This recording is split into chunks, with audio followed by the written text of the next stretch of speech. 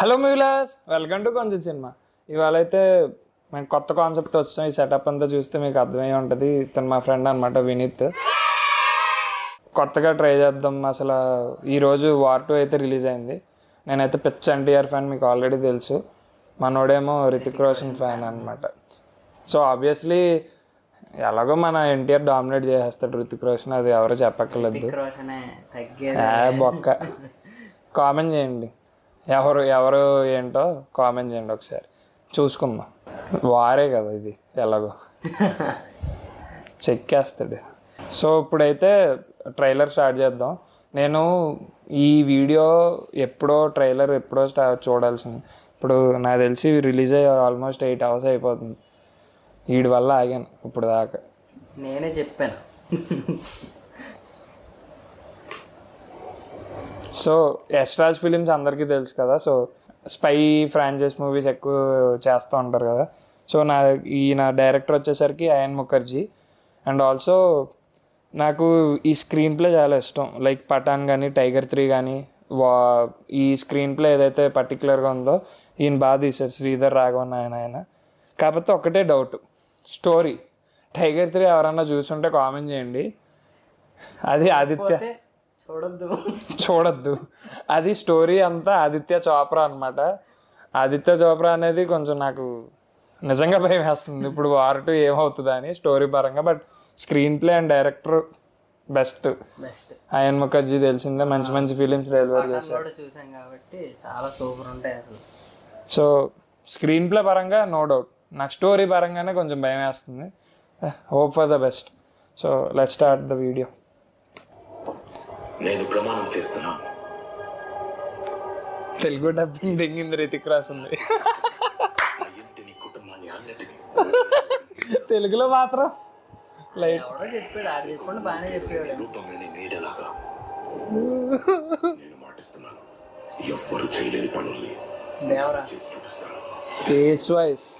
అబ్బా highlight shot ఇది. Tiger scene గుర్తొచ్చింది నాకు. క్రేజీ ఉన్నాడు, క్రేజీ అసలు.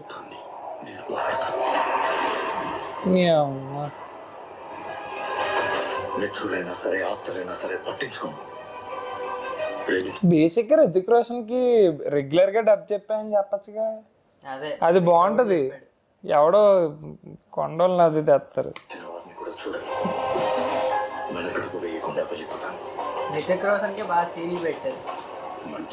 అది ఈ సీన్ ఉంటుంది 47 seconds దగ్గర. అదే డ్రెస్ ఎక్కడ చూసారో చాలా ట్రోలింగ్స్ లో అది వస్తుంది. అది ఇలాంటి వాళ్ళ కోసమే. ఎన్టీఆర్ నువ్వు బాగానే ఎప్పుడు వీడియో కాబట్టి యాక్ట్ చేస్తున్నాడు. ఎన్టీఆర్ని ఎంత ట్రోల్ చేస్తాడు తెలుసా. చెప్తా, మా వాడు వచ్చాక మాట్లాడదాం, సినిమా రిలీజ్ అయ్యాక మాట్లాడదాం.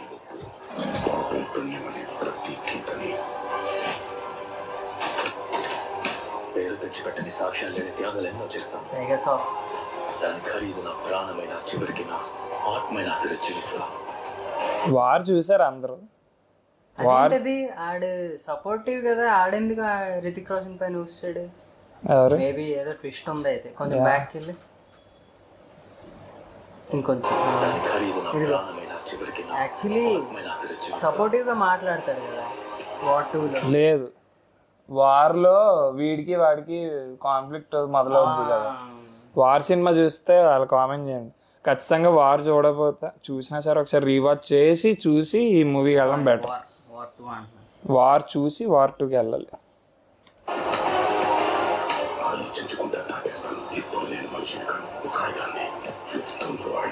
ఇద్దరికి సీన్స్ అయితే యాప్ట్ ఉన్నాయి. ఎన్టీఆర్ది యాక్షన్ సీక్వెన్స్ ఫ్లైట్ మీద క్రేజ్ ఉంది అసలు.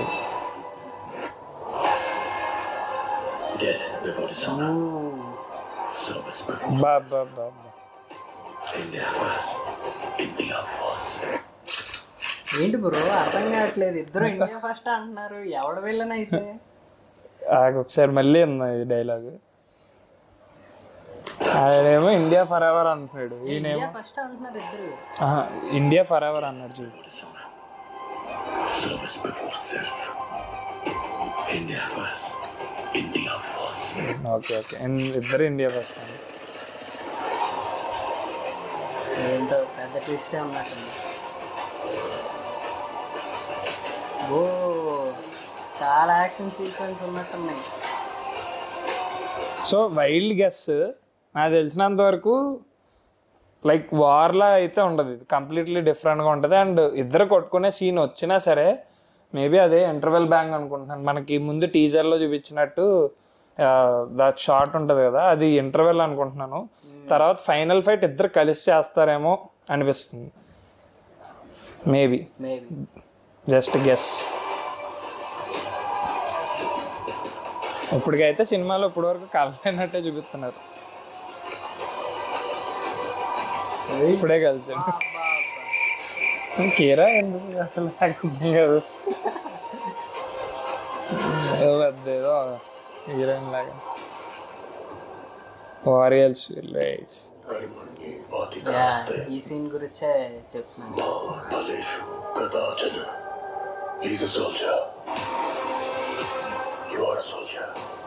What? They're soldiers. I think he is the main culprit. ఎవరో రితిక్ రోషన్ కాదు, ఆ మధ్యలో ఉన్నాడు, ఆడిద్దరికి ఏదో పెడతాడు పెంట. కీరా ఏమో అనిపిస్తుంది. మేబీ అమ్మాయిలు కదా. ఏ అలాంటివి మాట్లాడకూడదు. ఓకే అమ్మాయిలు పువ్వులు రా, పువ్వులు.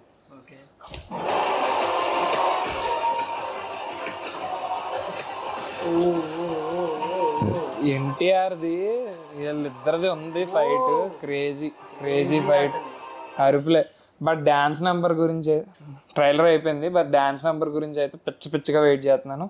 అయినా ఇప్పుడు డ్యాన్స్, సో డ్యాన్స్ నెంబర్ ఉంది అంటే వాళ్ళిద్దరు కలాలి కదా. సో నేను గెస్ చేసిందే రైట్ అనుకుంటున్నాను, ఎందుకంటే ఇంటర్వెల్ ముందు అయితే మెయిన్ ఫైట్ ఉంటుంది వాళ్ళిద్దరిది.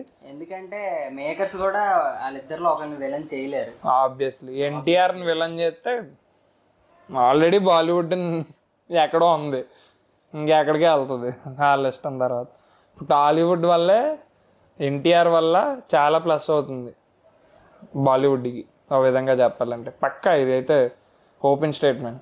మా వంశీ అన్న ఉన్నాడు రా, మాకు మేము ఎన్నైనా మాట్లాడతాం. కావాలంటే బ్యాన్ చేసి చూడండి రా, చెప్తాం.